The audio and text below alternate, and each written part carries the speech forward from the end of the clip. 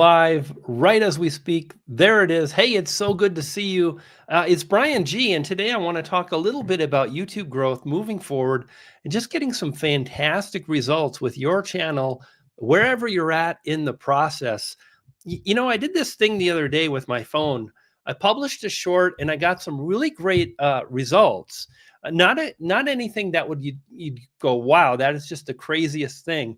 But I was able to actually push a lot of people to a long form video, get additional subscribers. And it took me about probably maybe 15 minutes. I mean, literally, I was eating lunch on the deck with my wife. And I decided what I'm going to do is right now, I feel like making a short and publishing it. Now, I had a topic in mind. I was very specific on that.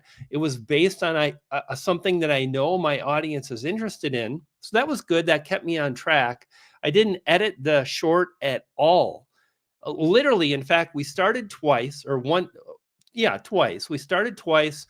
And all we did was just, like, hey, here's the topic. Let's film a video in landscape mode. And that was it. And it did really, really well. And the fact is now we have 3-minute shorts, and I don't think they have to be fancy. Again, I've always really just been hammering topic, title, and whatnot, and it did really good. So I want to show you some details on that and kind of talk about the workflow and whatnot and where I'm at with the channel and whatnot. And it's just really good to see everybody so much. And Madhouse Creations, I am so happy to hear that you're doing fantastic with your channel. Congratulations. Afternoon to you, Trap Vision 3D. Nice to see you. And Sherry, it's always a pleasure. So welcome, everybody. Let's check the live stream. It looks like we're doing just fine. And if you can hear me okay, just let me know. Let's dive into this thing. I really want to show you kind of what happened. If you're just joining us, we're going to really dive in and just talk about kind of a really simple thing that you can do to drive some additional views and bring people into your channel, and specifically new viewers. And if you're doing shorts and you want a strategy, or you've thought about shorts and you're not sure, well, maybe I can answer some questions that you might have. So here we are right now, and you can see this is the analytics to my channel over the last 48 hours right here.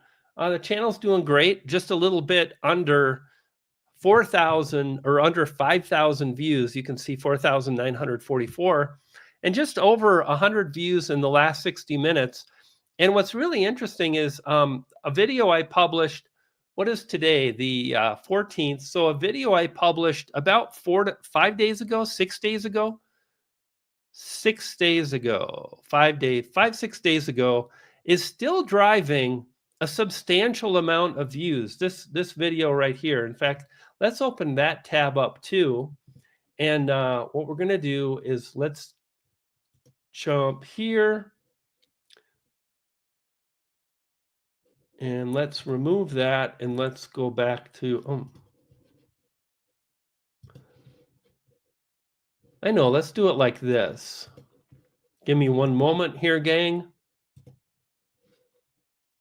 So if we come in and we kind of scroll down, this is the video. You can see it. Man, it's really been doing incredibly well. like holy smokes, 95 subscribers, 11,500 views. Today is day 5. Okay, so that's awesome. And let's make sure. Nope, you're not seeing it now. No, it says. Let's see what the heck's going on. Yes. Oh, there it is. Okay, so dealing with the delay and whatnot. But if we look here, you can see that the video is still driving. Wow, 50 hours, 50 views this morning, and 39 views an hour later at 11 a.m. and so on. So it's really doing fantastic. And if we come back to the overall channel, you can see here, again, 4,900 views in the last 48 hours. And I've got a few things happening. Number one is the video I published on the big update. And that's a really powerful topic. And the second thing I want to show you is this right here. And this is a short that I published. You can see I'm literally just on my deck And I just want you to stick with me here for a moment and ask any questions that you have, and we'll kind of dive into this. Imagine just you're hanging out, you're like, I think I could talk about this one subject for 10 minutes at the most, because you won't even speak for 10 minutes because the shorts are limited to 3. So I'm just going to speak for, a few minutes, and I'm not going to do any editing at all, but I'm just going to really cover this topic that I know is of interest. And what I did is I really thought I want to give people a chance to go deeper on this topic because I know it's of interest, and it's all about workflow and creating very simple videos. Okay. And then I'll mention that video, or that if you want to go deeper, you can on this long form video. But as I kind of broke out these things, I said, hey, in this video, I want to talk really about workflow. I want to talk about why having a niche is so powerful. And then I just moved in and I started talking about the niche and why it's powerful. And I think I covered something that I actually want to cover on a long form video and dedicate the video to it, because it's really about this idea of when you have a niche, it's actually a lot easier to spot opportunity. Like when I'm showing you my screen and I'm showing you 5,000 views in 48 hours, that's because there was an opportunity to publish a very simple video, and I noticed it because I have a niche. But when you don't have a niche, it's really hard to identify these things. There's just too many videos, there's too much noise, and it's hard to really connect with that in real time. So, as I move forward, I really just kind of shared about this experience of having a niche. And then I said the second thing I want to cover is this idea of really focusing on a simple workflow and what truly matters. And what I did is I wanted to really deliver everything that someone would want to know in a short. Like a short is a maximum of 3 minutes. There's only so much I can do. But I tried to honor that because I know there are all kinds of people that are, number one, they're watching long form videos and they're watching shorts. And YouTube has mentioned that there is crossover. A lot of times people will watch your shorts and your long form videos. So I thought, I don't think I have anything to lose. Let's go ahead and make this short. And again, so if I share my screen and I kind of come in, right here, you can see the analytics for the short. And in about a day now, it's been live for maybe 26 hours or so. The video got 982 views, nothing crazy. It only gained 3 subscribers. But what was really interesting is if we come over to some of my other videos, I mentioned in this particular short that I spoke about this really great method. And I've got another video. If you do want to dive deeper, you may want to check it out. And I mentioned the linked long form video and so on. And when I did that, here's kind of what happened, right? Let's go back again, share the screen, go to YouTube analytics. There we go. And if I scroll down here, now what I'm going to see is I actually have to go back here.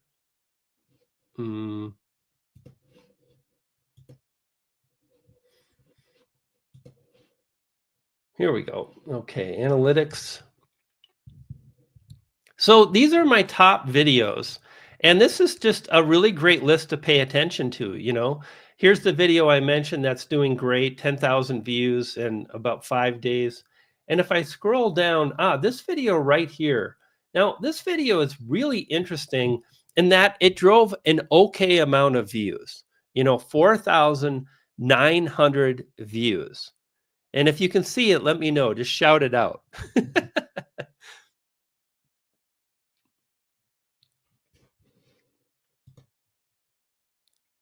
And I want to say, hey, welcome, Seas of the Day. Good to see you, Travis Trap. Landscape, yeah. Damn ad. Where did Brian go? Please remove the on-screen comment. CCC, yeah. There we go.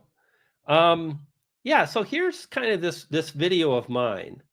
And as you can see here, 81 subscribers, which is really a good subscribe rate. One of the things I want to encourage you to do is just really honor where you're at in the journey. It can be very, very challenging, but I think the more you can say, hey, I'm on my journey, This is my channel. I'm striving to grow it. And if I get caught up on what everybody else is doing, it's only going to make it more challenging.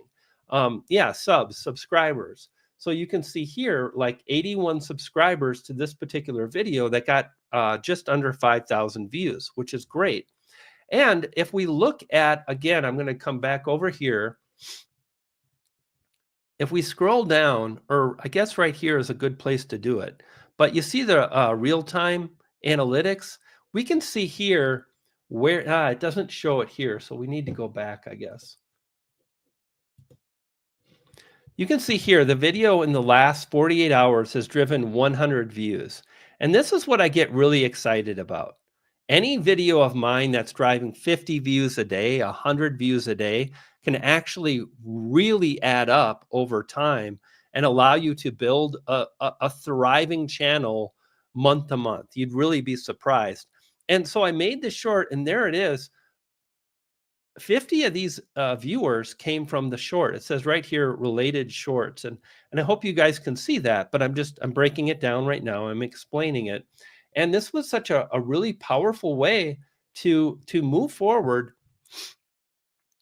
and make it happen, and one of the things I've been talking a lot about on my channel, if you're new to my channel, welcome. My name is Brian. It's all about YouTube. It's just, again, honoring that workflow and trying to create a lifestyle that's manageable so you can pursue YouTube and it doesn't crush you, and it's not overwhelming mentally, and it's not overwhelming physically and whatnot. And I've been amazed at what I can do by like working smart. For example, I've got about 4 or 5 videos finished, uploaded, ready to release. I've been writing a book in the morning. And I've been doing this just because I created a very simple workflow. And I really focused on this in the short and talked about like working smart and how to reduce the overwhelm, what to spend your time on. And then I said, that's it. And by the way, if you want to dive even deeper, I do have a video linked and the related videos, and it did really, really well.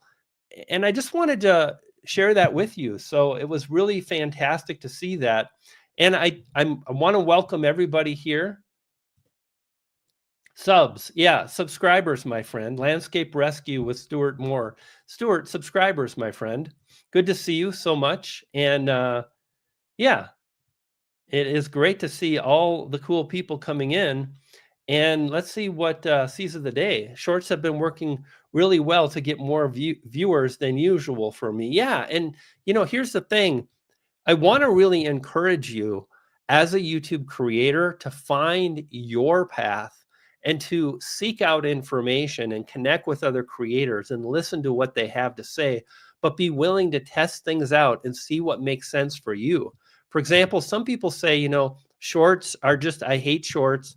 And I haven't really uploaded a short in a long time, but I always want to stay kind of in the gray zone. I don't want to be black or white. Shorts are awful. I'll never do them. Or, oh my gosh, if you do that, I'll like never watch your videos. I just want to be open to the possibility of how to move forward and how to connect with people. And I think that is just such a great way to do it, and so on. Hey, Rosh, good to see you.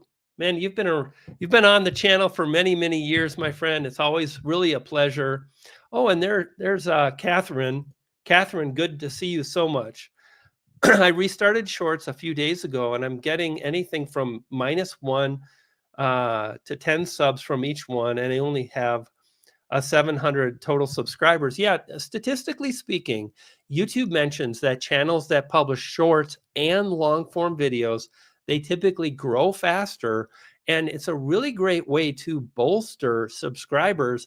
And a lot of people do watch both viewers. So some people, they don't want to do shorts, and I think that's cool. And for me, I just thought I'd kind of get back in the flow. And one of the things I'm thinking about doing is, if I'm not uploading a long form video, like maybe I'm going to live stream. Like I'm live streaming now at least once a week. That's probably where I'll stay.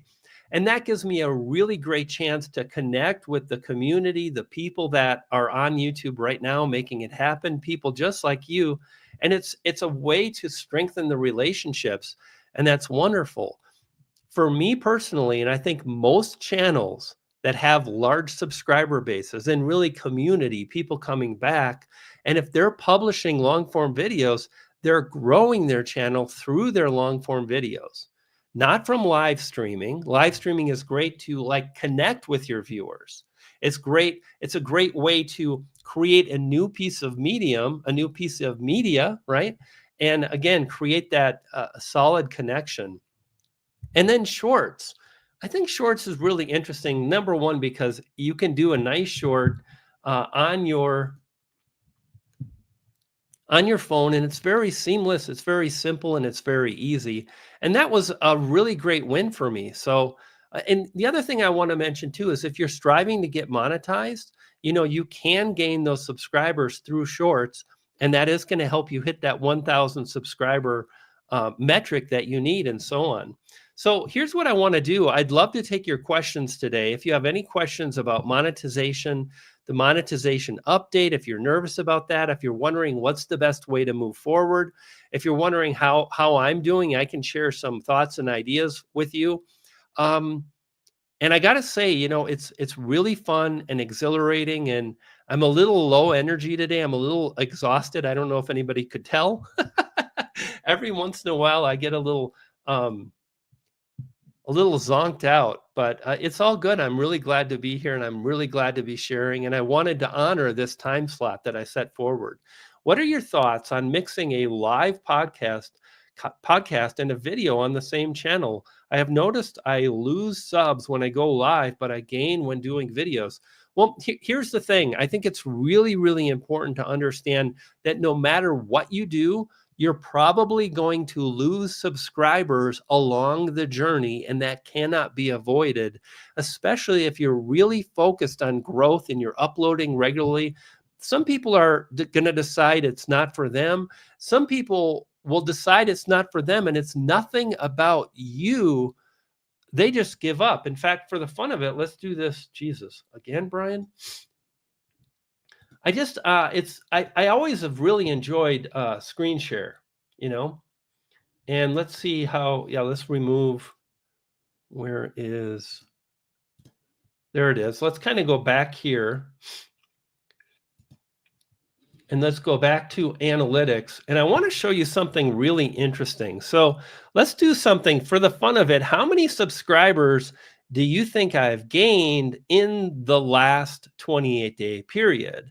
So you can see here, I've got all green arrows, which is amazing, right? Views are up, watch time hours up, subscribers up, estimated revenue is up, everything is moving in the right direction, but this isn't really accurate. Anybody have any ideas? Just pop it in there. Leave me a comment. Let me know how many subscribers you think I've gained in the last 28 days. That'll be really fun and exciting, and I'm curious what you guys think.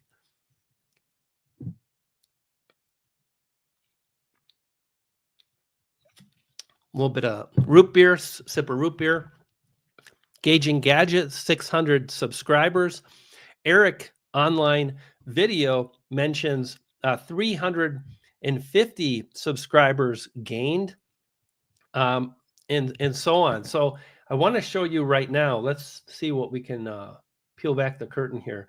If we come in and I click on subscribers and I click see more. Now, first of all, there has been some changes to this that makes it easier, and I'm still kind of getting used to this. But if I click on this icon right here, and then I just search metrics, I'm just going to search for SUB, and then there it is. So subscribers lost and subscribers gained.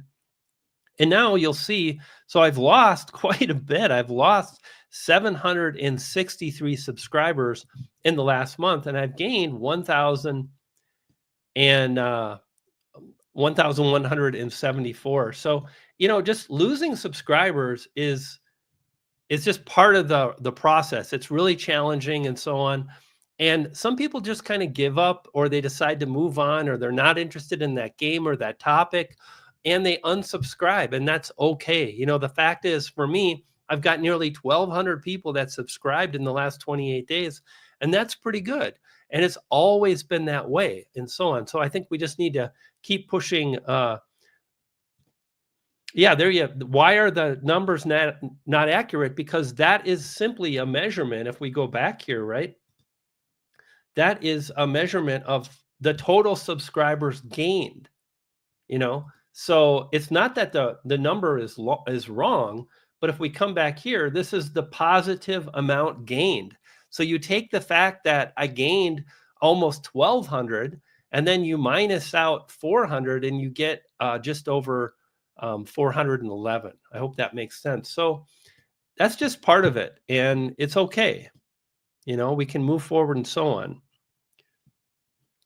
And I appreciate that. Everyone, make sure to smash the thumbs up button. Absolutely. Always appreciate that. And I'd love to know how you're doing right now on your channel. And again, any questions that you have or so on, just feel free to drop them down. And we're just going to take a bunch of questions today. Catherine, all the channel members, like you guys come first. I want to honor anybody that has a question, but obviously channel members, you guys come first. So feel free to drop your questions in there and we'll move forward. After posting some shorts, I got 2 more subs. That's very good for me. A regular video, 2 videos a week. So interesting what's working, but how to get people to watch a regular video. So Martin, really, really great topic. How do you actually get someone to watch a video? You got to get them to click, and you really need to keep them watching. And when you do that, you're going to get more impressions from YouTube. And the one thing I would say that you can do is to really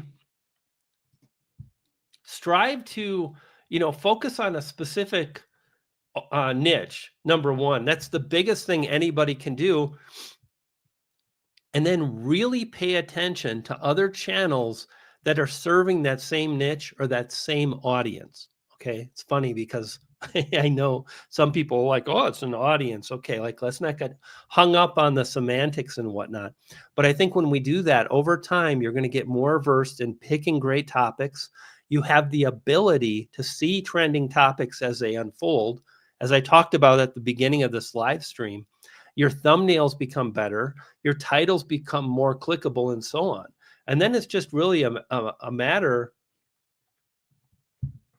of continuing on and practicing and honoring what's most important and so on. Resin Art by Amy. Hi again, Brian. Seen you on Tracy's Live. It's great to see you, my friend. Amazing. Fantastic. Yeah, I've been doing a lot of live streams and uploading and doing some shorts, and it's always a pleasure and so on. Almost 10K subs. Do you feel the algorithm will change as my channel grows? Man, I really love this question. I thought about this quite a bit. Like, I think the question, if we really break it down, is does it get easier? And it really depends on where you're at, where your channel's at, what the momentum is. It's not clear cut. What I can tell you is it gets much, much easier, as you know, if you're almost at 10,000 subscribers, to make videos. But mentally, you got to figure out a way to offload some of that pressure on yourself, and also to strive to continue to improve. And for me personally, what I'm finding today is, like, I have a lot of days where I'm really happy, excited. I feel great about where my channel's at. I'd say I'm in that space about 70% of the time. Some days I struggle a bit, but it does get a lot easier to make videos and to make better decisions and so on. And I think the more you honor that, the more you can really make it happen and so on. So I don't think it gets easier in the sense of you're just going to get rewarded more. It's always based on making the decisions that'll allow you to get the results you're after. And anybody that's watching, I just want to draw your attention to something very interesting. I think it's easy. And in fact, let me know, please be honest. Do you think it's easier for somebody with a lot of subscribers to get a lot of views? Like, it's really not, in my opinion, but I'd love to get your feedback. And I wanted to draw this to your attention because we have someone that says almost at 10K subscribers. Do you feel the algorithm will change as my channel grows? No, the audience will change. Does it get easier? Not really. It just gets different. And I think the more we can really strive to stay ahead of what's happening with our audience, we can look to where the audience is going to get the information they're interested in, the better off we can do.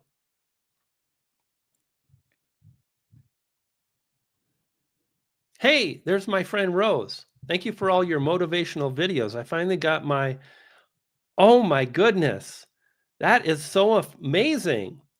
YouTube partner program. Woohoo! High five. Amazing. I'm so excited for you, my friend. Congratulations. That's really, really fantastic. I upload football videos. Do you think they can off monetization? I think the thing to really think about is 2 or 3 things that you need to be aware of. Number one, if you're taking videos that were already created from TV or whatnot, I think you can make that work, but you have to be transformative with the videos you create. Okay. So let me give you the quick and dirty answer, and then we'll go a bit deeper. If you're mass uploading hundreds of videos a day, that's problematic. You might lose monetization. If you're uploading videos that have very little in terms of transformation between what you started with and what you upload, okay? Because I'll tell you right now, I've taken videos from lots and lots of YouTubers, and I've published those videos, and not only have I not really had problems with monetization in that regard, okay? What's happened for me is those videos have done well. They've made me money and so on, but they were very transformational. What does that mean? It means I took a little bit of something, I added my own voiceover, uh, I added my own story to the video, right? I did some editing. I added a lot of other things. So what I started with and what I published were 2 very different things. And I think that's really the thing to move forward with, and you'll do absolutely fantastic. Stuart, I want to let you know, man, it's been a pleasure to spend some time with you. I'm glad you're in the coaching program, channel membership, and I have 14,000 subscribers, closing in on 15. Yeah, I think, here's the thing, Stuart, I'm really glad you published this. You made this comment. It breaks my heart when my video doesn't do well. It's just part of it. You know what I mean? And I think we have to be really aware of the fact that there's no guarantees. And for me, one of the things that is actually easier is I think I'm pretty well in focus, but I want to click on my Sony camera to make sure eye tracking is in. I don't have any preconceived notions. Other than I think this video could do well, but I also know this is why it might not. This is also why it might not do well. And I know it's more about me and all these reasons. And by the time I get done with it, I'm like, hey, let's just see what happens. And that's it. And I step back and I let the algorithm do its thing. And what I do know is this: the more I stay in the game and upload videos and believe it's possible and really try to learn about how to connect with the viewers, the better. I've been working on this book, and this morning I rearranged chapters, and I have a new chapter number 1, and it's called Viewer Wants and Needs. And we hear all the time, make a video based on a topic that's done well, and make sure your thumbnail is dialed in. And these are all kind of like wants.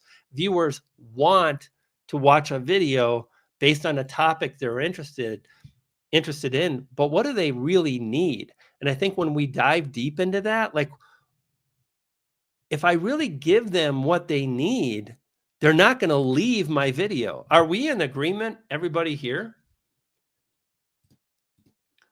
Think about this. Like, if you make a video and you have a good click-through rate, people are clicking often, and they're watching your video, and you're delivering on what they want, and more importantly, what they need, they're not going to leave your video. They're going to watch long enough. They're probably going to watch more videos from your channel. And this wants and needs is really hard to understand.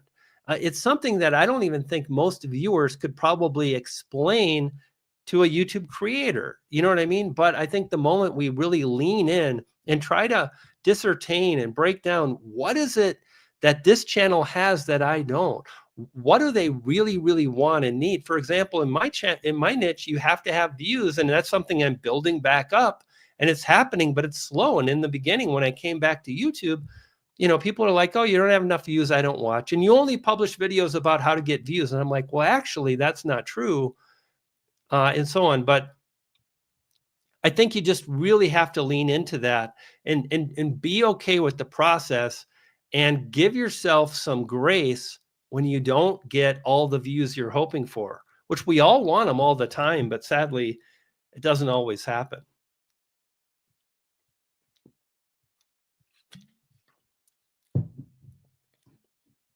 Hey, Magic Flying Potato in the house. Tube Ritual Volume 2. Magic Flying Potato. Brother, what's happening? Good to see you. This book is called Built for the Viewer, and it goes into the psychology of understanding the viewer in a very simple way. So you can kind of reverse engineer and create videos built for the viewer so they perform better. And it's really been a pleasure to create this book. And I've been thinking about these concepts and teaching these concepts for a long time. And now I'm kind of putting it down in paper. I'll be building a course, and I'm just excited to move forward in this endeavor. So it's pretty cool.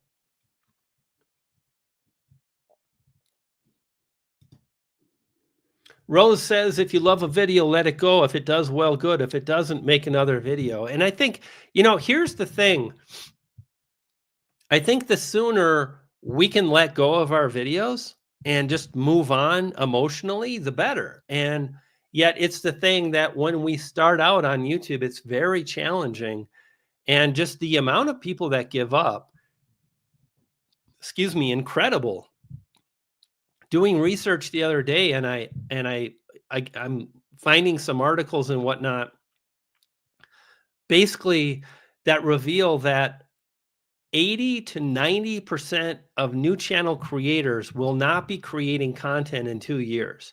Now, if you look at most successful videos, or I should say most successful YouTube creators, it takes them approximately a year really to get up and running, and maybe they start to really grow. It's a process. And all the other thing I'll say is almost always those people that really have the amazing results, they're absolutely obsessed and they upload all the time. And somehow they're able to make it through those tough patches. So I think that's the thing that's really interesting for me.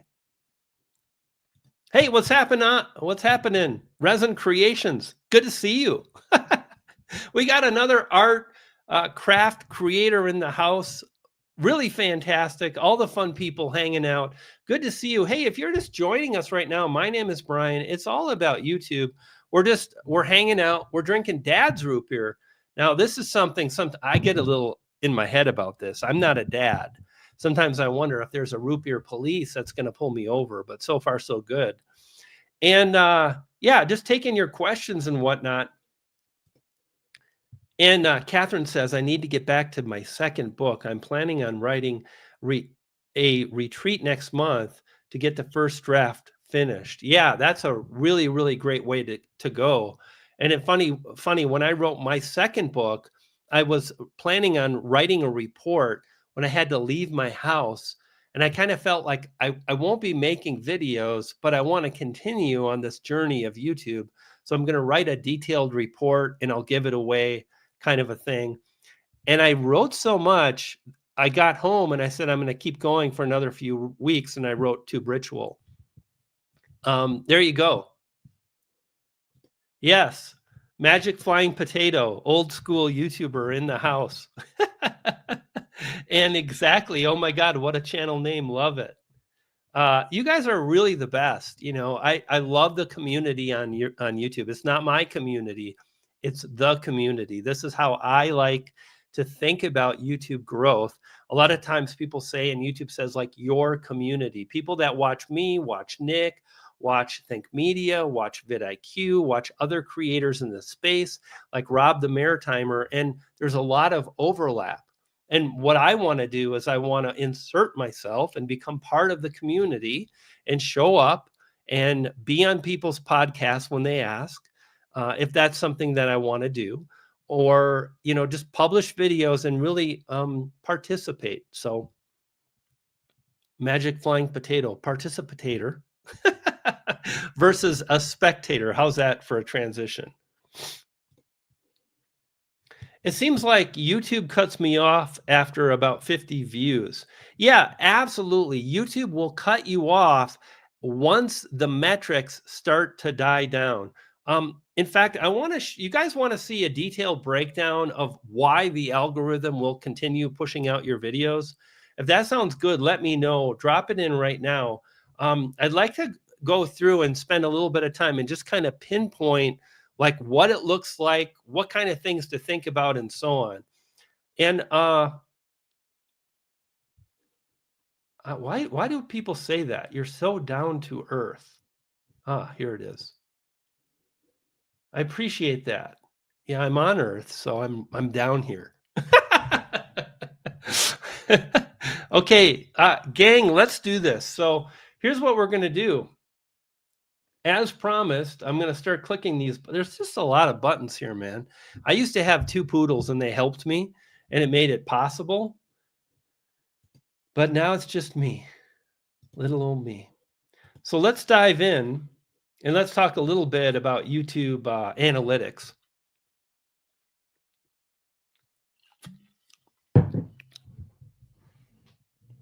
Yes, I'm going to be going to Vid Summit, my friend. I wasn't sure. And I had a conversation with my pal, Mr. Nick, and we're going to do it. We're going to head there. We're going to go to Vid Summit. I was there last year. It was a really good thing for me. Saw a lot of cool people. People were like, "Oh, Brian, your videos." It's so nice, And here, before we do this, I want to let you know, listen, you can make it happen. You, okay? Are you with me? Are we on the same page? Do you believe me? If you're not sure, that's okay. But do this. Do not lean in to those people that have given up on the dream. Instead, decide it shall be. Kick down the door of opportunity as you announce yourself to the world. Do that, and things will unfold just as you had hoped, sort of, in time. It's totally possible. Tangerine Door is checking in. I will see you there. I want a free ticket from Daryl. Fantastic. I want a free ticket myself from Nick. I'm like, I'm not, I got a wife now and I've got expenses and I'm trying to be an adult, but I would love to go to Vid Summit. And furthermore, I want to keep working on the channel. And Nick's like, I got a ticket. I'm like, okay, I'm going to go. Let's do this thing with really breaking down. Let's break down these analytics, right? I promised that. Let's get into it. Where? Here we go. Share. Okay, so guys, here we are right now. So this video here, first off, if we come into this video, you can see that this video has what you want. Are we in agreement? Like, this is really slowing down a lot now, right? Like, but it's still doing close to 1,000 views a day. And this video took no longer than 1 hour to create. And I want to talk about what it looks like. So basically, there's 2 things we need to focus on, right? Number 1 is the click-through rate. Is everybody on board with this? Click-through rate. And your click-through rate is a measurement of how often viewers on YouTube are clicking. I know most of you know that, but I just want to make sure we're leaving no man or woman behind, because around here, we're all about just making sure everyone can move forward and make it happen. And this is a really critical thing. And what's really interesting is in the opening of my new book, I kind of mentioned, it's really hard to get a high click-through rate. It's really hard. But what's harder is to keep somebody watching. And I want you to check this out. Nobody subscribes to a channel because of the title and the thumbnail. Now, whether you think subscribers are important or not, what I want you to think about, are you with me, is viewer satisfaction. When a viewer is satisfied, they're going to be more likely to subscribe. And what we want to ensure is we give the algorithm a lot of really powerful signals that viewers are satisfied. Okay. So, oh, are you kidding me? Oh, help me. When will the book? Oh, when it, no, I don't know. I'm trying to hold it together. When it's done, I guess. I'm working on it. I would like to have it written by September, October. And then I want to start making the course. And then I'm going to sign with a publisher, and then we'll release the book. Anyway, let's kind of get back here. This live stream is totally off the rails. Mr. H and friends, I'm sorry about that. And everybody else dropping in. So if we come in, right, and we go back to, we decided this is a fairly decent result. And here's the thing I want to share as well, right? Like, so many other channels are kicking my butt, but like, I'm doing good. Like, again, I need to be happy with my results where I'm at today while wanting to do better.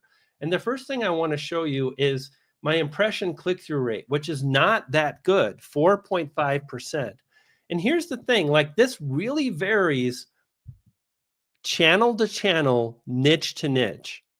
If you're kind of just tuning in and you know, you're not sure about all these metrics or how it works, or you're open-minded, let me let you know that a CTR is based, again, on how often people click, and it really varies depending on, is your niche entertainment? Is it gaming? Are you covering trending topical news? Is it based on tutorials? And what I like to do is this right here is gold. I think when you pay attention to your analytics over a 24-hour period, it gives you really fantastic insights into a number of different audiences. And this is a great example. This is 10.4% a click-through rate. So in the first hour, this video just lit up, you know, and I kind of knew it was going to do good, which I talked about. You know, you don't want to do that, but I'm like, man, if I was a betting man, I would put my money down and say this one's going to fly, because the community is like really worried. And this is the thing you absolutely want to tap into. Like, there's nothing wrong with wanting to tap in to a topic that might be slightly negative, that might be controversial. Like, you just want to really be able to meet the viewers where they're at. And there's a reason why late night TV hosts like Johnny Carson and Jay Leno and just all the people I can't think of because I'm tired. There's a reason why when they do monologue, they really cover what's happening in the news, because it's in all the people's heads that they want to reach. And why should you be any different? Like, if you want more views, you really have to create your videos from the mind of all the viewers you want to click. And you want to think, what is most important right now to all those people, right? So when we come back and we look here, you can see that in that first hour, my subscribers were just clicking like mad. And this percentage was 10.4%. And then the next hour, you know, it dropped down to 8.9 and then 7.5, and then it's back up at 8%.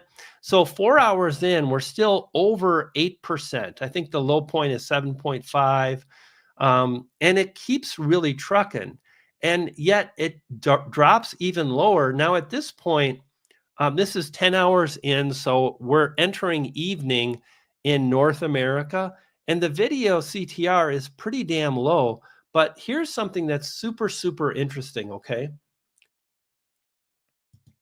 I've got a number of videos that are going to break this down that'll be coming out in the coming days, weeks, whenever they're ready.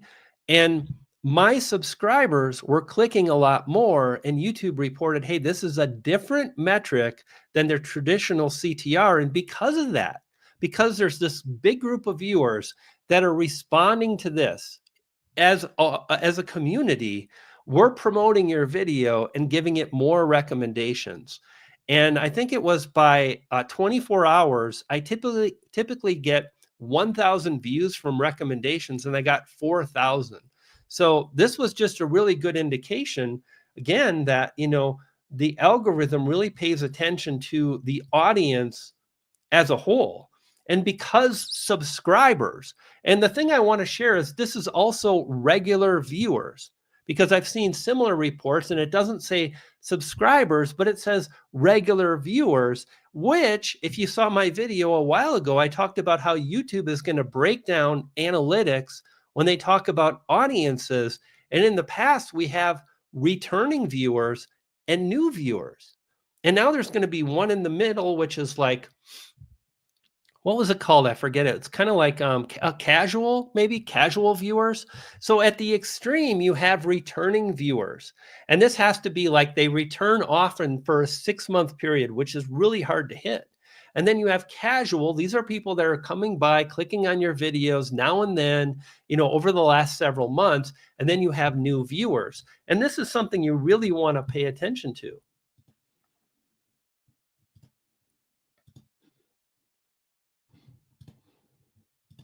And so if we come in, you can see it really drops. Now, here's the other thing I want to share. And this is the thing. If you really want to grow your channel, and I'd love to get your feedback, I wonder if we can get a mini debate going on here. But what I'm going to say is this. The thing that separates those channels that have from those channels that have not is an ability to deliver on those viewer needs and wants that I mentioned earlier. When a viewer's needs and wants are met, they don't click off, they keep watching. The better you do that, the more watch time you have, and then a high CTR, which, don't get me wrong, or don't misquote me, it's really powerful and it's really important, but that doesn't matter worth shit until you can keep people watching long enough. So I think a lot of people struggle because they're spending all this time on topics and titles, and you want to do that. But if you can't keep people watching for 4 to 5 minutes on a 10-minute video, you have to dial in both things. So I think the thing to really honor then is moving forward and think, I need to keep people watching. I don't want to add fluff, but I want to structure my video in a way that I address a number of points. Maybe I'm going to add my own personal story that's based on what the viewer wants, because really you don't want to tell your story. You don't. You want to tell a story that makes the viewer go, oh yeah, shit, that's me. That's what I'm going through. They don't care about you. They care about what you can do for them.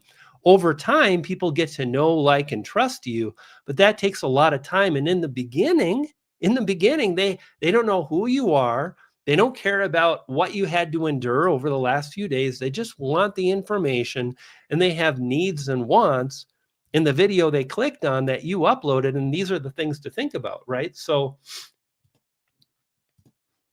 when we look here, this was a pretty good result. And if we click here again, first 24 hours, and there it is. So 5 minutes and 23 seconds, just around, it's interesting, literally at about 50%. Right now, if you're like, well, is it percentage viewed or average view duration? What's most important, and so on?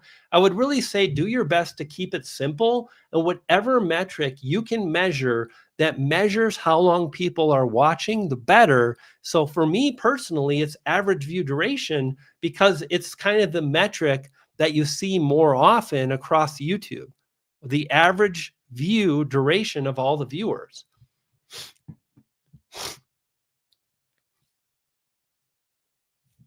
Savage Files, I'm going to keep trucking here for a little bit, and then I'll answer your question. And I would say I wouldn't worry about it too much, honestly, my friend, like a couple percent. So the answer to your question would be a couple percent. That's it. You know what I mean? Yeah, I think it kind of works itself out. Like, it's just not that important. What's more important is the clicks and then how long they watch. Okay, so you can kind of see here, again, what's kind of interesting is it looks like while the CTR really drops off, the average view duration still kind of holds pretty good in the first 24 hours. Now, if we go to over the last 7 days, this should be interesting. So day one, 4 minutes and 50 seconds. That's the entire average view duration. Again, in the first day, and then 4:10, and then 3:26, and then 3 minutes, and then 3 minutes, and so on. And the other thing I'll share is a lot of the videos of mine that have done really well, this average view duration never really goes down, but some other videos do. I'll share that with you again in the beginning here a little bit more. What do you guys think? Does that make sense? Like, these are the things to really look for. And the other thing I'll mention is that I've been testing and trying different thumbnail methods and strategies. And again, this is something that you really want to focus on over other things, like when should I publish, or what about like, dislike? Like for me, focus on your ability to make good thumbnails that drive a click. And when I started, I had a pretty darn good result where one of my thumbnails was driving 40% more watch time, and all I did was change the words. And if you've watched my videos, you see the thumbnails where the words are behind me. And it did great, and it was the right kind of words, and it was the clock is ticking. And that really creates a sense of urgency, versus other phrases that didn't perform as well. And I'm just trying to look here. There you go. So interesting. Like I did, probably I'm on my 4th to 5th thumbnail test to improve the CTR and or watch time. And I started with kind of a light blue color, and then I changed it to orange, and that slightly improved my result. Then I changed it to a graphical thumbnail, and that has been doing much, much better. So it even beat my own thumbnails with my face on them. And one thing to consider is by the time a video really takes off, it's really a cold audience, a new audience. They don't know you at all. So really interesting things, and just kind of sharing that with you and so on. Let me see if there's anything else that I can kind of break down and share with you as far as, what it takes. Oh, and the other thing I want to say that's important too is and here it is. You can see, I think you guys can see my screen. Yes. So check this out. Like this is the thumbnail, and I used, and I know a lot of you won't like this, and that's okay, because it's really important for me, and it's hard because I could pander to the audience and just say what I think most people want me to say, so I get more people loving me and more views. But I really want to teach, and furthermore, I want to be authentically me. And I used AI to create this particular thumbnail, and it took me seconds. Wow. I've got a video coming out on that, and watch for that. We'll cover that. We'll cover the tool. I'm going to cover lots of different tools, free ways to make thumbnails, paid ways, cheap ways, all the different ways. I do have a video up now on using AI for thumbnails and how to insert yourself into a thumbnail. Super powerful. But here's the reason that I wanted to do that, because I could have spent another day making another video and editing, but I had a video that was driving 100 to not 100 was driving 200 to 300 views an hour after hour for the first 2 days or so. And I just thought it makes a lot more sense to make more thumbnails and split test and try to maximize the views and the watch time to the video and so on. So something to think about. And let's kind of continue looking. So that's one of the things I wanted to mention is the thumbnail. And then the other thing I wanted to mention is, I need to go back to screen sharing. There was one other thing, and I've mentioned this a lot, and I'm guessing most people here have heard it, but just in case, subscribers. Okay. If nobody is subscribing to your video, right, and you're getting hundreds and hundreds of views, that is a bit of a problem. But what's interesting is it's going to vary video to video, right? So I can show you other videos of mine. Like let's open up a few videos, and I want to kind of go deeper and talk. We're going to nerd out today. Is that okay, gang? If we kind of go nerdy, or is this too much? They're coming out with split testing for titles soon. Stuart, I'm not sure how I feel about that because the title dictates so many things.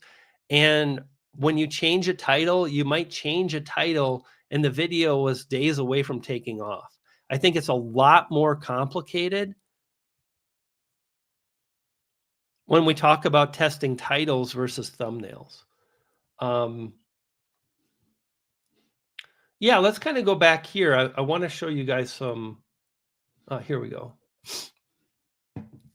Where is this video? This video is kind of interesting.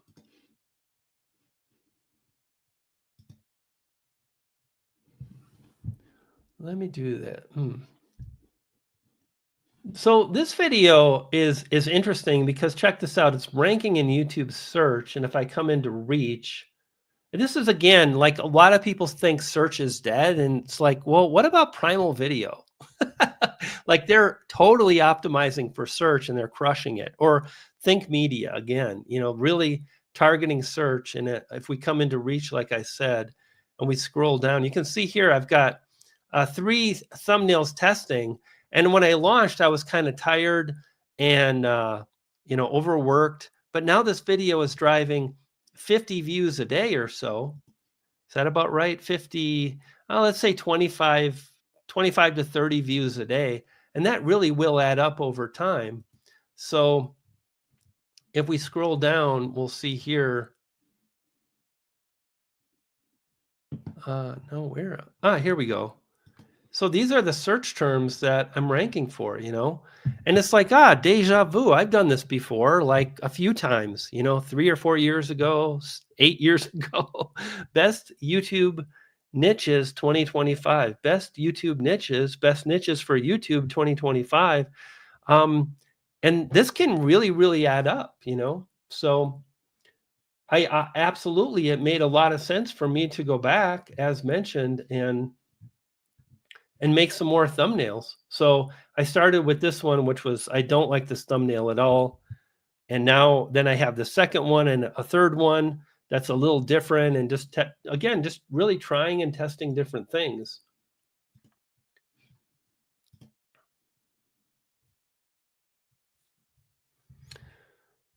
Okay, let's look at another video I want to show you here. So even if you YouTube features, you're doing it wrong. See more. Was it like, here we no, new YouTube.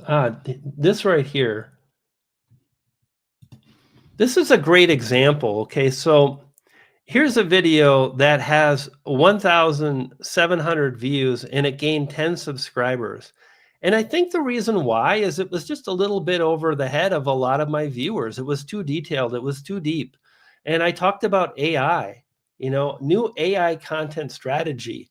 And that just turns off a lot of people that are on YouTube and probably in my target audience. But I'm using it. And again, I just want to be authentic. And I think it can really help people. And furthermore, I don't think I'm using it in a lazy way at all. But if we compare that to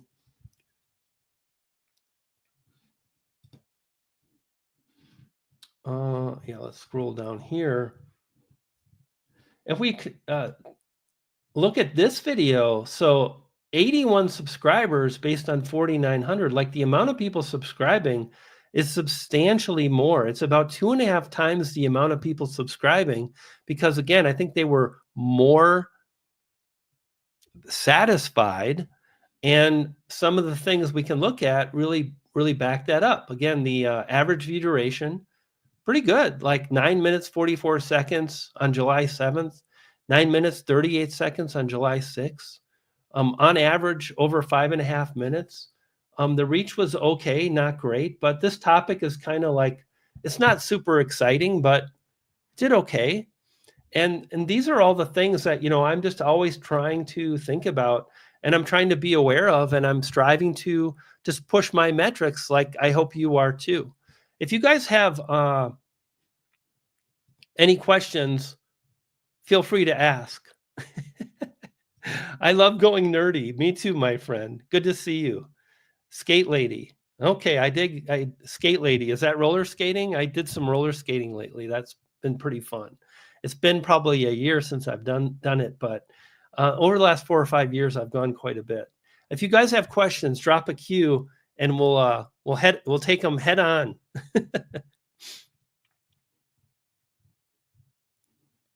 AI is great if it's used in proper ways. Do you need to follow a theme from your last video, or did you just present something relevant to your channel in your next video? This is really tough. Do you need to follow a theme from your last video, or do you just need to present something relevant to your channel in your next video? So this is all about the niche and so on. And what I like to talk about, and Gypsy Gardner, welcome to channel membership. And I saw you just joined the private Facebook group, and it's so amazing to work with people. I want to welcome you. And I'm glad we can do this. And I can't wait for our first private membership live stream. We'll do that in about a week or so.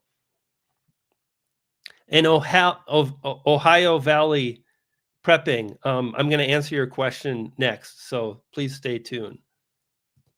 Yes, it's possible. I'm doing it right now, but you won't like my answer, unfortunately. Maybe you will. I'm not going to judge or think I know what you're thinking.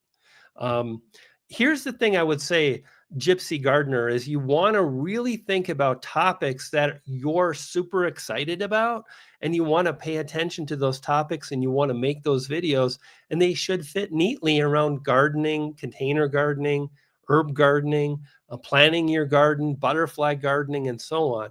If a past video did well, then by all means, follow it up with something you think will do well. But you don't want to get so hung up on that you lose sight of another video that might make more sense to make, or something that you're more passionate about. And I think when we really honor one specific topic that we're covering, and we go into kind of sub niches. So when I mentioned like container gardening, butterfly gardening, like I would say create 3 or 4 playlists and publish fairly equally to all the playlists, and then see which ones do better. And then instead of just having one video that does better, maybe in 6 months you'll see, what's interesting is every time I talk about container gardening, those videos seem to do better. I'm going to add more videos onto my channel about container gardening, and then you can move forward and so on.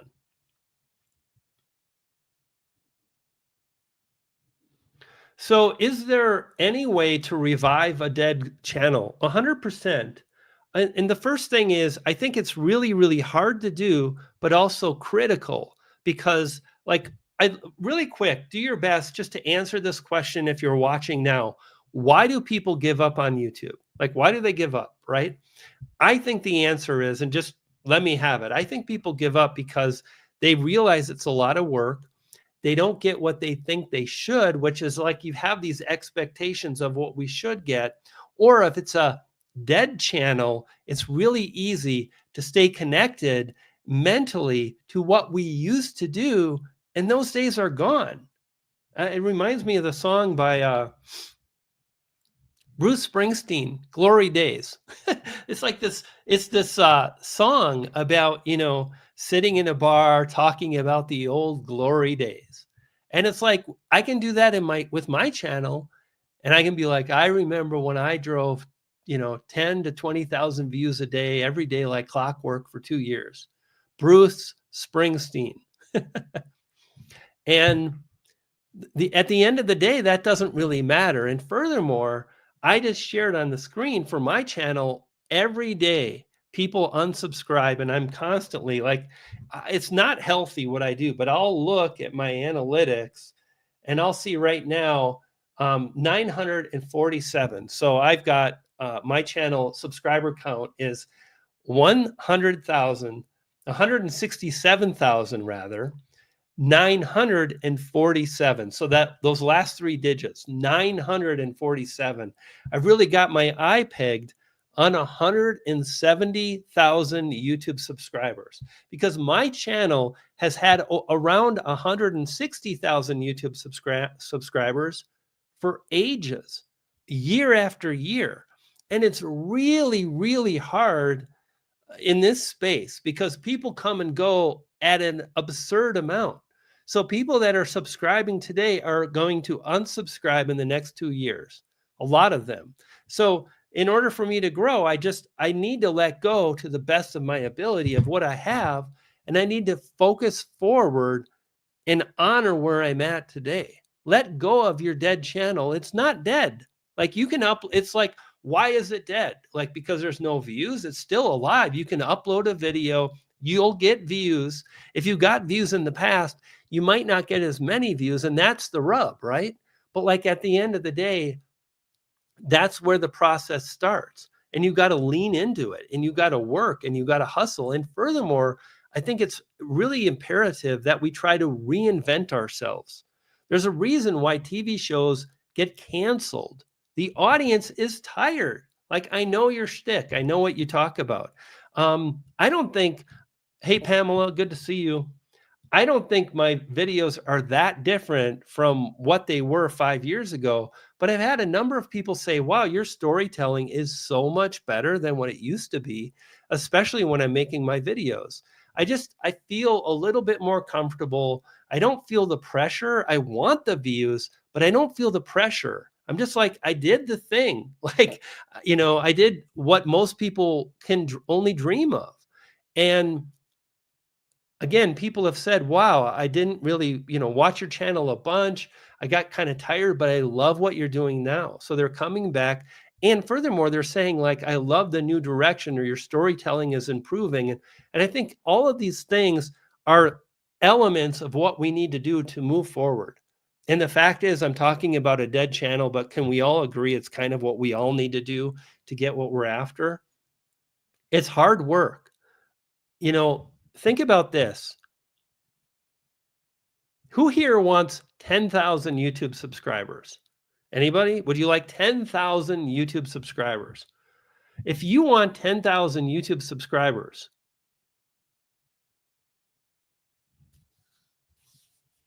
you're in an elite group of YouTubers. You're in the top 96 to 97% of YouTubers. And like, that's greatness. You're miles ahead of the vast majority of channels on this platform. You're monetized as long as you didn't make some really grave errors in terms of what you publish, nudity, violence, hate speech, mass uploading. That's the latest thing. Reuse of content in a lazy way. Like, you'll be monetized, you'll be making money, you'll have a community. And like, that's greatness. And if you want that in your life, we got to act the part. Want greatness in your life, start acting the part. So I think the thing to do is, if you're striving to God, I hate that I always hit that damn microphone. If you want that, you just got to lean in and do your best to really make it happen, and strive to learn and to be happy with where you're at, but to want more in the future. Hey, what's happening, Backroads Nomad? Good to see you, man. I love those kind of Backroads YouTube channels, and the off-road channels, and off landing, or overlanding. Again, a bit tired today, but man, I watch those a lot because I love the filmmaking and the photography and the cinematography. And it's interesting, when I took my break, I think about this a lot. I always had a camera in my hand, whether it was just for fun for me, because I'm a creator and I'm out doing wildlife photography, or I'm learning about macro photography, or I'm doing street photography because I've never done it. I always had a camera. Then I launched a YouTube channel just because I wanted to, which, by the way, that channel got monetized and was driving tens of thousands of views within a few months. Amazing. It just anybody can make it happen. Overlanding, exactly. Love overlanding. Um, yeah, it's really hard, gang, but like it's really worth it too. It's really fun. Is that uh is that grounded enough? Blowing your nose on a live stream? Like it's cold down here. My nose is runny. Hey gang, if you guys have a question, pop it in and we'll hit it. We'll take care of it right now. We've been live streaming now for about 70 minutes. Good to see you, my friend. Take care. We'll catch up soon. And fantastic. All the goodness.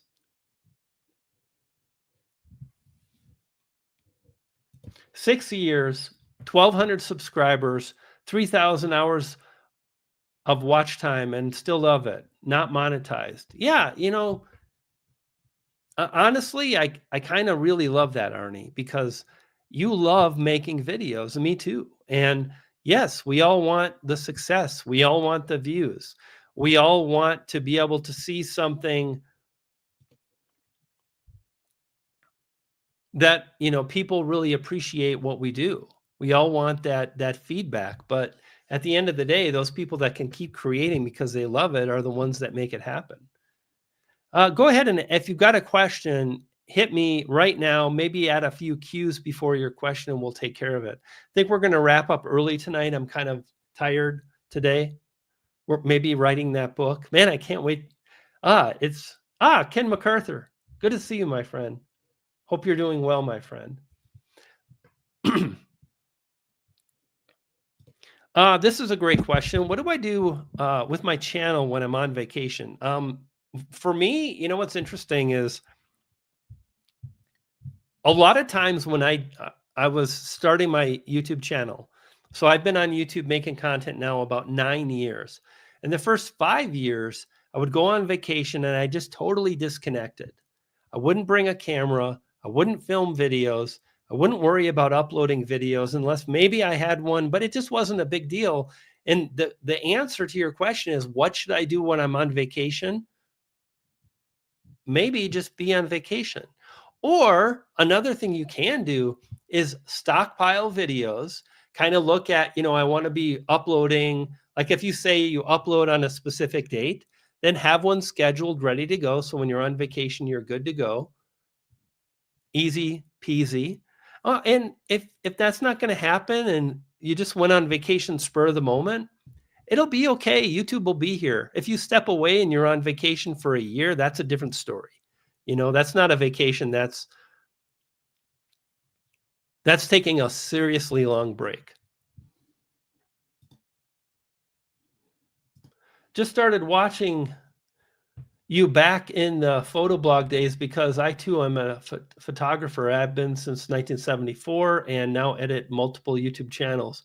I love photo and video production. Yeah, me too, man. I really, really like photography and storytelling, and a lot of the things I learned, I was able to apply. And when I came back, it's so interesting. It took me a long time to figure out how to use the studio that way. This is the studio this away, which is a smaller room. And I knew like, oh, this should be for live streaming or one little room production. And I wanted to have my bigger room, but it's really long. And it's hard to kind of get depth of field because if you have a wider lens, like typically you hear 24 millimeter, 35, everything is showing. And I ended up filming now. I use a 50 millimeter for one angle and an 85 millimeter on another. And I love the look. And it took me so long to figure that out. But I figured that out probably because I spent more time with my cameras and my lenses and I watched more videos. And even when I was away, I wasn't really away. Do you consider starting a photo vlog only channel? Do you consider starting? I'm not really clear on your question, my friend. Yeah, ask me again. I don't know if I'm killing it, Stefan. I mean, honestly, right now, I feel like I'm tired today and I it's felt a little It's been okay. It hasn't been great, but I feel good some days. And I guess it's like we all want more, you know? And I know you want more too. And I know that you often like, how do I make this happen? And you can. And it's good to see you, Stefan. For those of you who don't know, another photographer, by the way, makes really great videos. Joined my coaching program years ago, still making videos, very talented photographer. And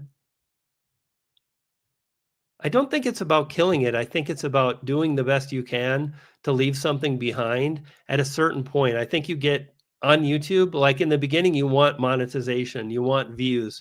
And at this point, like I'm young enough where I can still put out probably another book and a hell of a good course and really go and talk about things that maybe other people haven't talked about as much or talk about it in my way. I'm not going to be cliche and say, you know, oh my God, nobody's ever talked about this. And yet I do think there are a lot of concepts that people don't think about. So I think that's what I want to do. And I think for anybody watching this, I think if we can get in touch with that, we'll actually get the views, you know, because we're trying to reach our potential and so on. Yeah. Well, I appreciate that, my friend. I get, you know, admire the consistency. It's hard to stay consistent. Um, One of the things I'll mention, you know, like I've just really created, I just create really stupidly simple videos a lot of the time. Once a month, I'll go super deep. And I did this road trip with my wife and we drove, you know, Colorado, Kansas, Oklahoma, Texas, Southern Texas, the Riverwalk, the national park, Big Bend National Park, out west to El Paso, north up to Santa Fe, and I had 3 terabytes of 4K footage. And it was a lot to edit, but I made a really great video. Some people that really enjoy me, that have been with me for a long time, they said that was your best video, the pacing, the storytelling, but it wasn't designed for YouTube growth, and it did it barely okay, you know, 1,000 views. Um, but that was a special video, and I do a special video now and then. I call it a hero video, and I think it's great to do that, to flex and to strive because you learn more. But most of the stuff I publish is stupid talking head videos, very little production, and just about concepts and adding B-roll. And that's the way to grow because you can create a workflow that's simple and sustainable. And anybody here, like you really need to take into consideration, in my opinion, if you're going to be doing this a long time, to figure out a simple and sustainable flow so you don't kill yourself.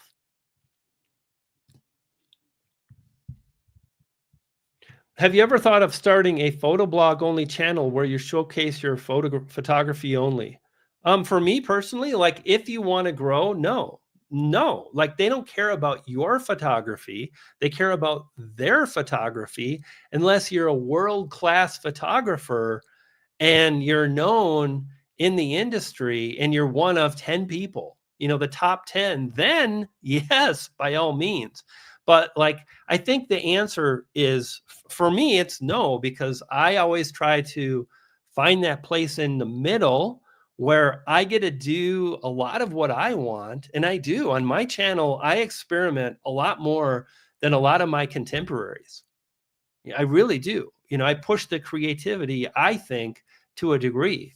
I remember when me and Nick talked about it, we said, you know, wow, some of the things we do, like these rap videos and music videos and little skits, and we really tried to be YouTubers first and talk about that process. But for me, it's about understanding what the audience wants and honoring that more, 60%, and then injecting my stuff 40% of the time. So all about resin. I'm coming back to yours next, but I want to keep on this flow, and then I'm going to hit you, baby, one more time. Oh, that sounded really bad. Oh boy, I'm probably going to get canceled. Even though I have been on YouTube since 2005, I'll watch your videos because you are engaging and everyone can always learn something new. Yeah, I appreciate that so much, my friend. Thank you. Oh, that was really bad. That Britney Spears reference.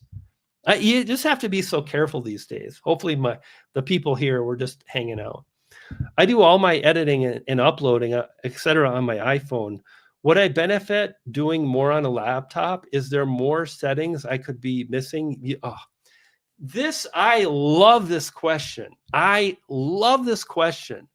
Um, Let me just start off with a little story.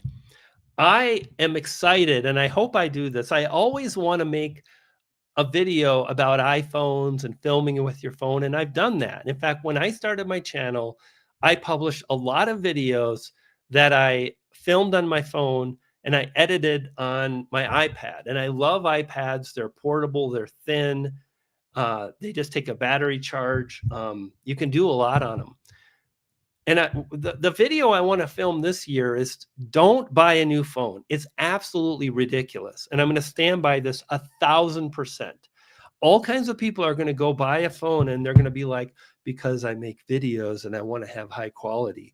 But what you really want is you want to create a workflow, number one.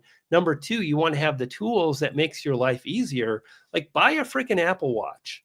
Like if you don't have an Apple Watch, so you can just tap into your Apple Watch and monitor yourself on your phone and whatnot, right?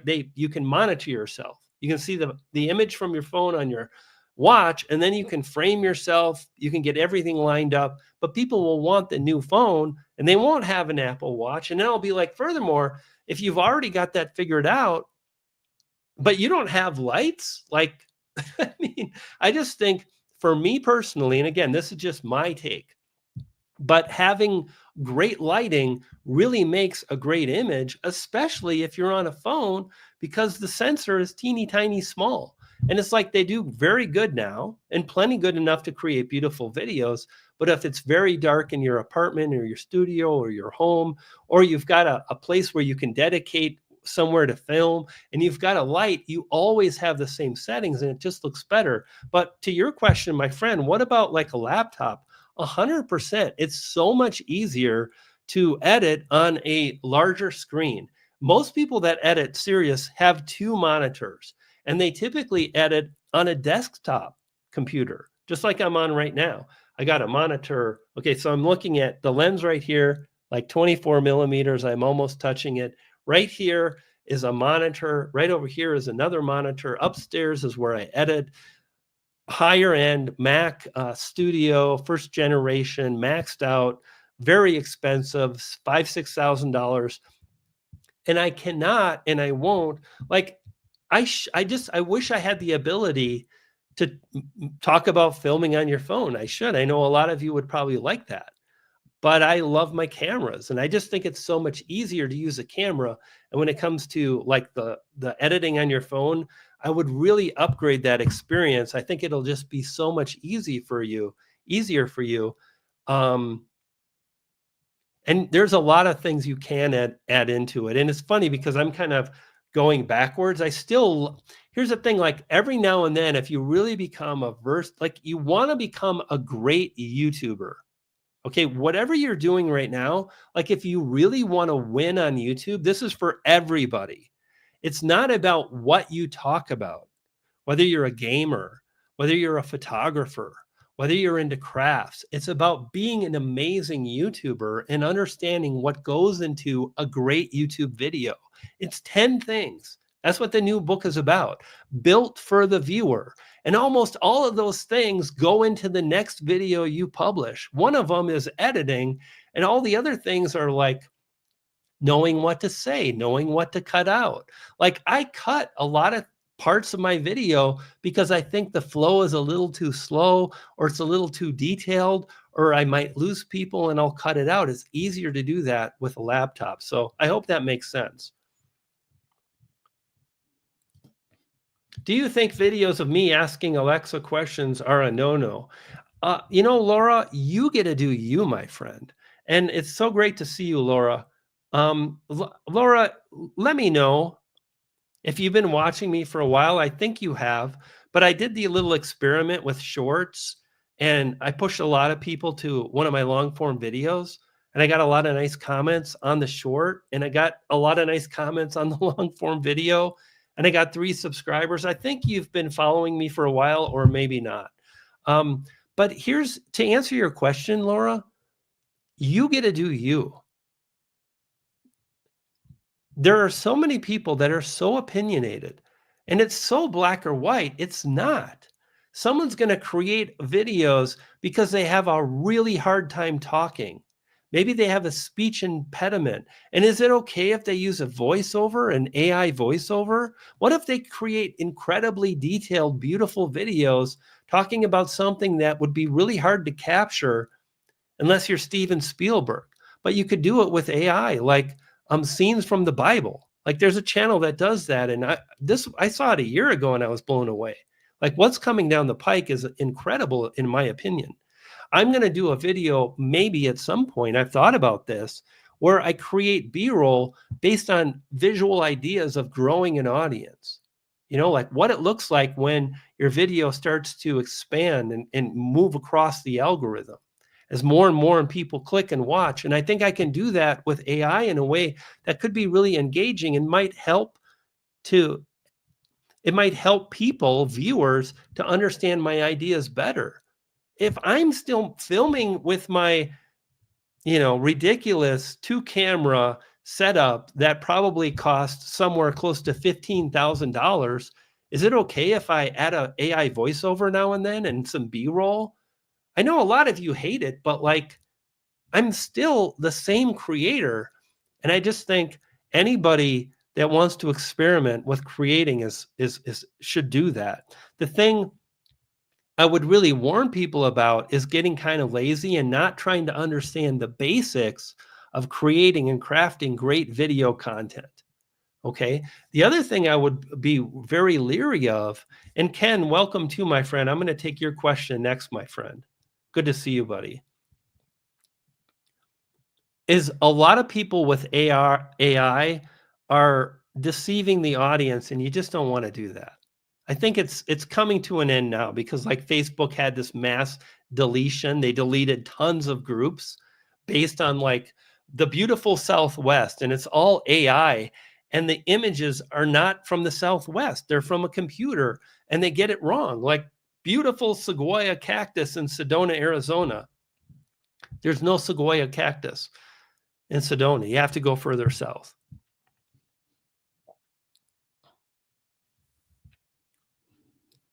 And buddy, you're going to come up next here. I'll get you too, okay? Hey gang, if you're digging this live stream, do me a favor, share this, hit some of the videos, subscribe to the channel, and here's why.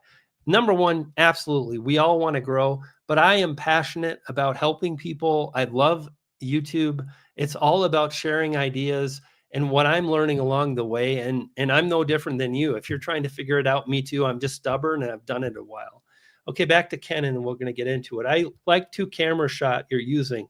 Are you using the same overhead lighting for both or 2 separate lights? Yeah. It actually works pretty darn good. And it took me, it's so interesting when I started with my 2-camera angles. First off, it's so interesting if you're kind of a camera nerd or you want to upgrade, a lot of times you'll hear like wide angle 24 millimeter. Sure, if you're in a small space, but my space is very, very long. And I found shooting 50 millimeter, 85 millimeter gave me a more kind of zoomed in shot. You don't see my ceiling. You don't see my floor. And that allows me to create, really control the shadows and the colors in a beautiful way. And I love the way it looks. So that's number one. I have a large softbox, just like I have here. So right here, this is kind of very typical lighting that I do and a lot of people do. That would be called a rim light. And if you notice right here, you can kind of see there's this nice kind of light bouncing off my shoulder, and we do that to create separation, and the fact that the background is blurry creates more separation. So in both cases, Ken, I just have one very large softbox, and then I have a camera here, and then I have another camera that is maybe at a 30% angle difference. So imagine this is 12 o'clock, this camera right here, 12 o'clock. Then I have another camera that's at maybe 9:30, 10 o'clock, if you would, if that makes sense. And then I have one of these that's kind of off to the side. So I put it out of frame so you don't see it. And it kind of gives me a nice rim light. Sometimes I wear a blue shirt, a dark shirt, so you see it. Other times I wear white. Um, but I love that. And it's actually not too hard to do. If you've been making videos, if you've kind of gotten up to speed with editing and tripods and whatnot. And like, that's another thing I would really encourage anybody here. And I said I would get this guy's question next. So I'm going to take a lot of questions over the next half hour. And I really want to honor you all here. I'll do my best. Okay. I want to encourage you to invest in things that are boring, that'll improve your quality of life when you're editing, like a laptop, or having a good like, I think a lot of people don't have a tripod. Like, I would definitely have a tripod, and you want to do your best to create a dedicated space to the best of your ability. I know a lot of you don't have that option. You don't have a spare bedroom where you can just have the camera set up, you go downstairs and you turn it on. But you do have somewhere you go and you could have an angle and you could know the tripod goes right here and the tripod needs to be at eye level, and you can kind of dial things in, and it really makes it easier. And that really improves your production quality. And here's why that matters. It doesn't really matter that much. For most people, an iPhone is enough, but we just want to pay attention to the production quality. So you make sure your audio is good enough. It doesn't have to be spectacular audio. Like my audio friends, like Daniel Battelle, he was in a band, and I think he's probably got XLR, and the audio goes into another thing, and then he has to process. And like, no, I just plug it straight into the camera. My microphone is a $100 microphone. It doesn't take batteries. That's another example of really trying to create a great looking and sounding video in a simple and easy way. And I like and prefer microphones that don't have batteries, because batteries die. I don't want to change out my batteries ever. I just want simple and easy, and they sound really good, because this audio sounds not nearly as good as in my studio for a number of reasons, but I think it's good enough. There's 58 of you here right now, and these are the things I would really encourage you to think about.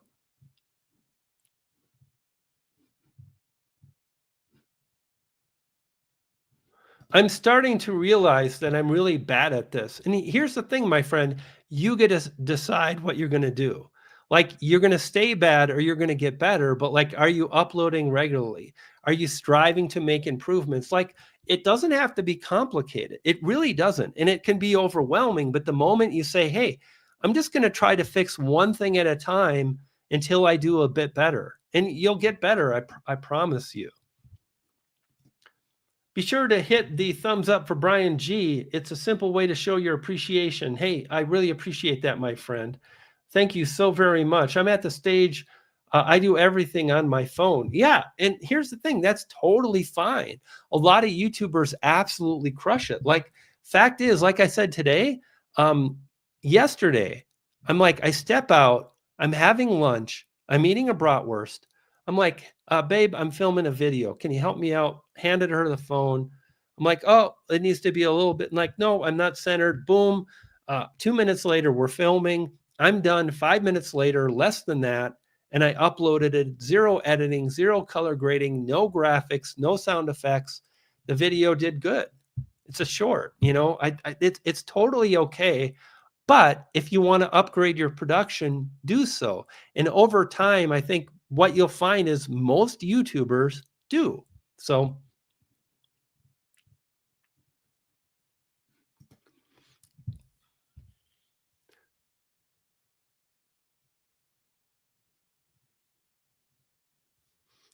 yeah, my friend, here's the chaotic.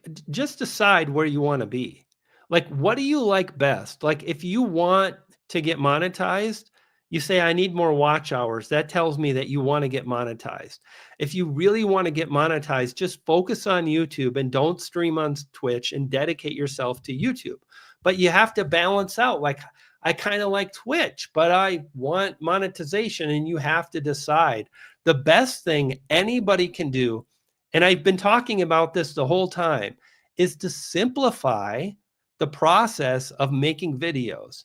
It's got to be simple and it's got to be sustainable. And what's beautiful, man, I like that. It's simple, it's sustainable, and over time, I guarantee it'll become beautiful. Shit, I'm going to use that. Does that have a ring to it, or am I having an acid flashback? Someone let me know.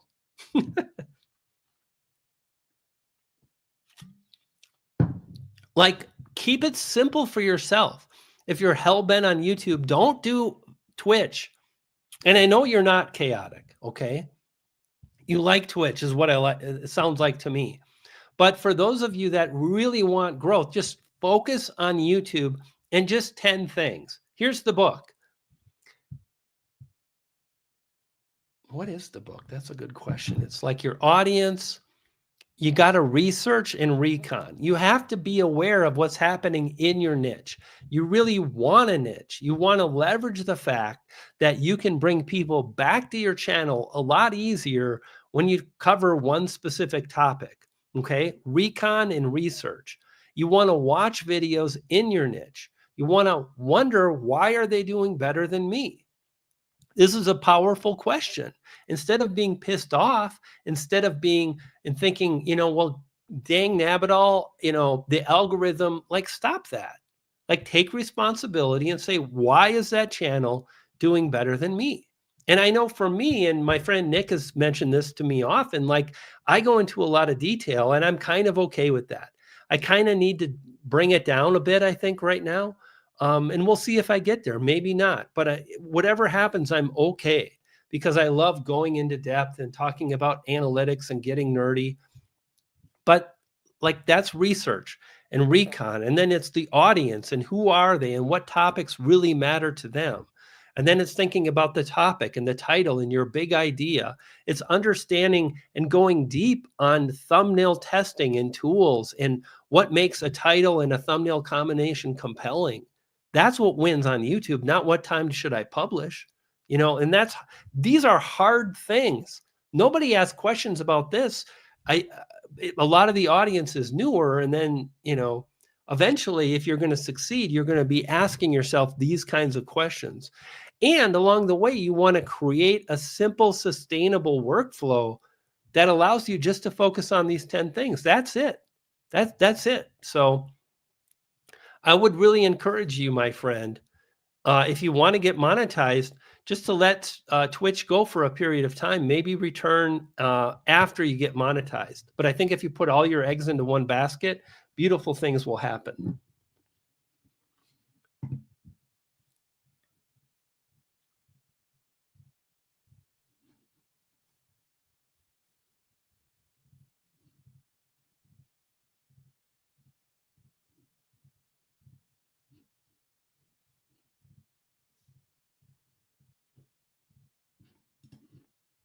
Mm. Okay, I have a lot of. Hey, Doug, good to see you. Everybody, Doug Hewson in the house. We always thank Doug and congratulate him on all his success.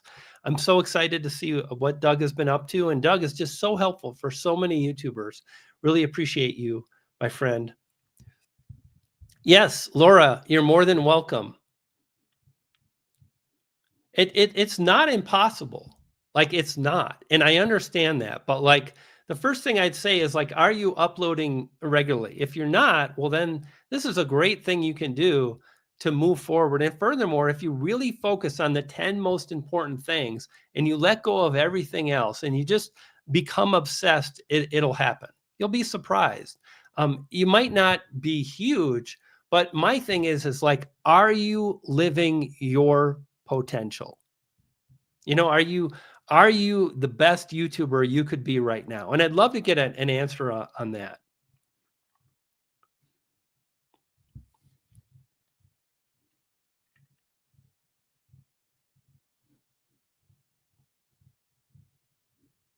We all sucked at the beginning, man. Doug, such a great and true comment, man. I remember starting out. I remember looking back. a year later and maybe having a conversation with I bring up Nick a lot lately for whatever reason. Um, and I'm like, how is it that like we did that collab and my audio was so bad, everything was so off? He's like, oh, you were doing all you could. The orange glasses. Here's the thing. I don't like, you see that? You see the reflections? Actually, that right? No. Yeah. You see, like, how's that? That's I just don't like the reflection, and I think it kind of distracts from you being able to connect with me. And a lot of times when I'm filming videos, I will put them on if it's just a really bare bones and it's a conversation. Like if I go like this, then I have the anyway.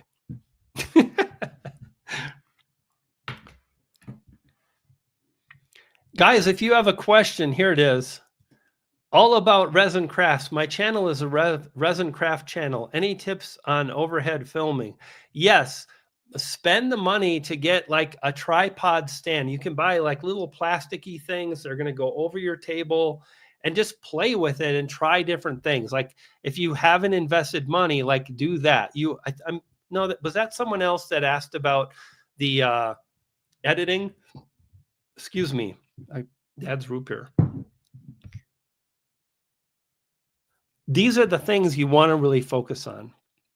Like overhead filming is really powerful, and having a bright, beautiful desk, a saturated color that really pops, especially if you use a contrasting color, is another thing you can add to that to make your videos visually appealing. Remember, I mentioned those 10 things. Like YouTube is not impossible, but if you don't play the game like big YouTubers play, you'll never get there. So investing and saving a bit of money to get something where your phone or a small camera is just above your desk is a great way, right? Like if it's right here, it's right, you know what I'm saying? So I would do that. And I think that's really a powerful way to move forward. Hey, Steve, what's going on? Good to see you, my man. Really? I took your advice and I pivoted my channel. It went well. Thanks for your advice.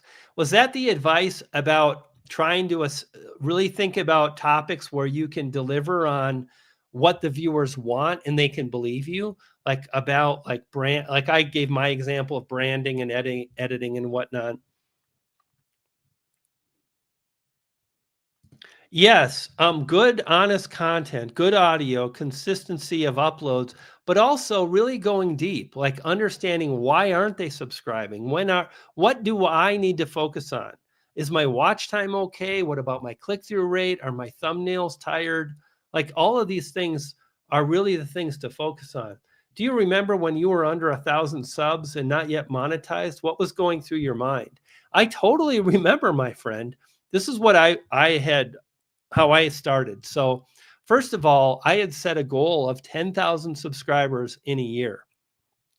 And around month 3, at the beginning of month 3, right? So I'm in it for 90 some days and I still don't have 1,000 subscribers. I'm like, man, if you do the math isn't mathing. And I don't think I'm hitting 10,000 subscribers in a year. And my videos were kind of all over the place. My delivery was a bit all over the place. My audio was extremely echoey. I had an infinite white background where it's just complete white, only it wasn't in the corners. It was pink. Camera settings. I didn't know what I was doing. I remember buying a camera. Okay, I'm a pretty damn good photographer now. I've shot osprey like their talons out at 40 miles an hour as they hit the water with a 600 millimeter huge lens, like tracking them in focus, proper white balance, proper shutter. Like I understand all of that now, but when I started, I didn't know anything about camera settings, and my settings were so bad. The image was all white again because it was overexposed. So it just went really bright and white. And the shutter speed, which controls motion blur. So right now that's pretty good natural shutter speed. And it looks like there's a little bit of motion blur there. It was so slow that everything was kind of wavy and drifty. And I was kind of overwhelmed. But the one thing I had done is I said, well, I'm going to do this for a year and I'm really committing myself to it. Like I really wanted this. And I think somehow I just figured, well, I'm going to figure this out, you know? And the other thing, and this was something I still do today, is I really targeted very specific topics. And often they don't go big in the first few days, but then weeks later they'll gain traction because people are searching for not just a good YouTube niche, but the best niche in 2025. Like I want to make another video about that because like the way my brain thinks is it's not just I've got about 5 videos that I like to make. And in the book I'm writing, I talk about these. I target trending topics because it can be a lot of views in the beginning. And then I'll also target search because those are videos that can do well for a long period of time, months, if not years. And if that's the case, I can get just as many views. And furthermore, often they bring in more subscribers because they're very specific and I know what the viewer wants because the video is about a very specific title. And when I did that, you know, it did start to work. So here's the thing. If you're really struggling, like, do you really have a niche? I can't tell you how many people really don't. Another thing I want everybody here to think about is how good are you at guiding the viewer through your video? This is make or break. What I'm going to break down right now is the most important thing. How many of you are not on camera? Like if you're not on camera or you are on camera, I want you to stick with me because again, this is absolutely the most important thing. If you're on camera or off camera, what I want you to think about is there's a reason why they pay people big dollars to do a voiceover to create an audio track for a documentary, because that voiceover can guide the viewer through the documentary and tell a story. Okay. And I see this all the time where there's so many videos. And number one, there's just not a real specific or strong story. I can't be guided because I really don't know what the video is about. If I do have an idea, the moment I come into the video, the YouTuber doesn't have a sense or a presence or an ability to grab my attention. And some of it is production, like being close enough to the camera so you can see into my eyes and probably see that I've got a few bags and it was windy last night and I'm tired, but you can connect with me. Hopefully, maybe I'm not your cup of tea, but 160,000 people said yes and they subscribed. And it's really important. And then taking the time to think, well, I'm making a video about this very thing. And where is the audience? Are they feeling happy, sad? And then telling the story in a way that invites the viewer to lean in and have this experience with me one-on-one. It's not about the audience. The new book is called Built for the Viewer. It's one person, you know? And I think when you really think about this and you practice how you guide the viewer through your video, and if you are on camera, then understand the words that come out of your mouth in the first few seconds are absolutely critical. And when you nail it, you'll be far more likely to get a lot more views. But if you're not on camera, that's tough. But if you've got a voiceover, you can still really work with your voice. Even if you say, well, I suck on camera, well, just stop saying that. You can improve. You know, you can absolutely improve. And you work on delivering that message. And again, guiding the viewer through, you will start to improve. You will see a difference. And that's where it gets really exciting. Now, what if you're not on camera and you don't create your own voiceover? You still have to guide the viewer through your video, which means there has to be a beginning. And the beginning is why I click. It's got to be exciting, enticing, compelling. If you're doing crafts, you have to figure out something to grab someone's attention. Now, you might be like, well, I can't do that because I'm not an expert. You don't have to be. You just have to know how to tell your story.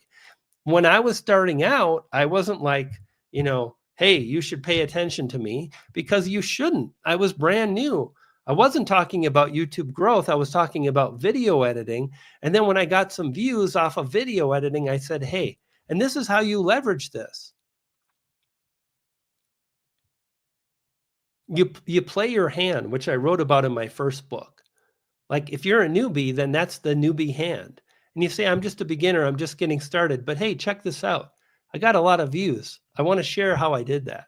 Maybe you can do it too. It was actually easier than I thought. These are the steps I took.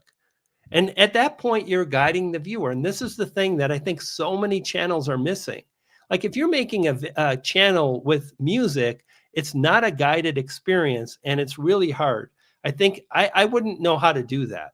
I think that's just something completely different. I think maybe it's more luck, because I don't know how you guide the viewer through that experience. I hope that makes sense, but that's like really, really important.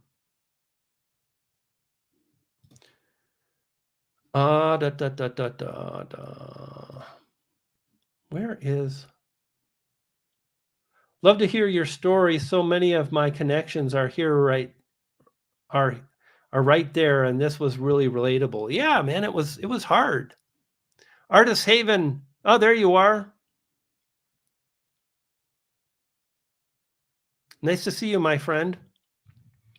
Hey, gang, thank you so much for stopping by. I think I'm going to wrap up. I'll give anybody a few moments. If you've got a burning desire to share, to ask a question, drop it now. Otherwise, I'm going to wrap up. This was a blast.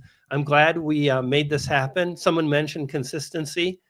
A bit tired today, but wanted to honor the Monday time slot that I'm committed to until I'm traveling or something. But generally speaking, I'm going to be live on Mondays in the evening, going live 5 p.m. Eastern, and so on. Thank you so much. Arnie, I appreciate you.